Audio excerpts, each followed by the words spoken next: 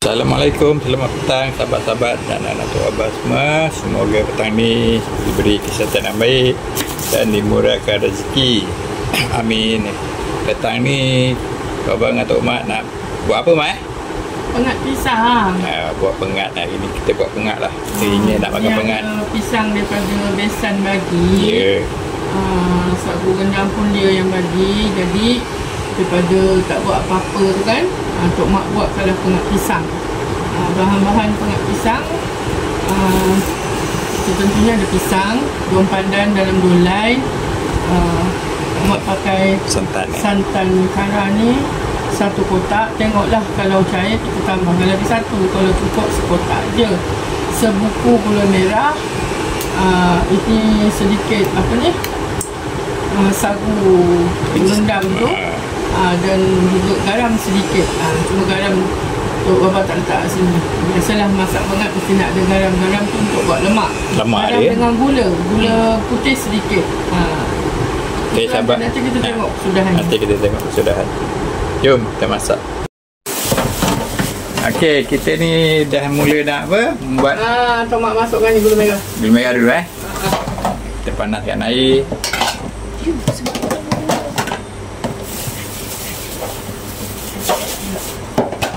Masukkan daun pandan.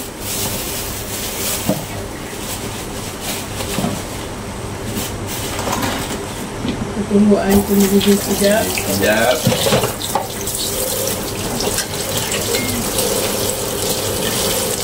Okay, kita masukkan gula 1 sendok setengah saja. Sebab gula merah dah ada. Gula pasir mesti nak sebab dia untuk apa? Bagi dia rasa. Masukkan pisang. Tok Mak pakai pisang tanduk kan. Pengat pisang tanduk.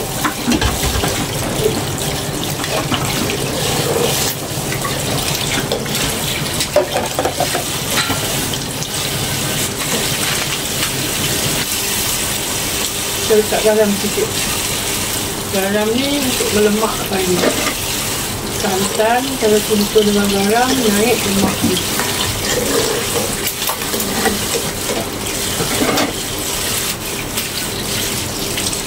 Kita masukkan itu sagu yang bulat-bulat.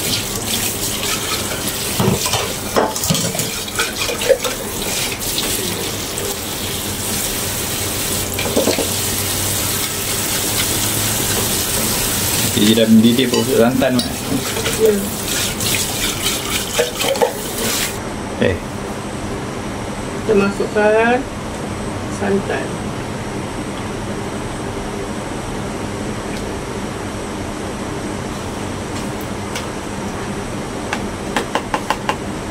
Tuangkan sikit je.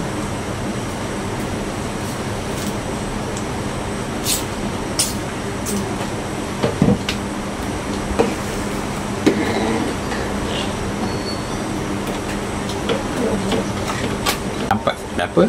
Nanti dah masuk santan tu nampak dia punya apa?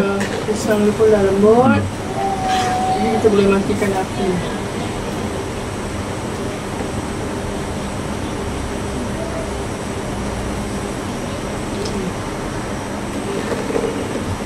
Okey, dah siap. Siaplah. Okey, sahabat-sahabat. Nanti kita hidangkan Okey, ini kesudahan masakan petang ni, pengat pisang. Okey, sahabat-sahabat semua, Jemput makan. Assalamualaikum.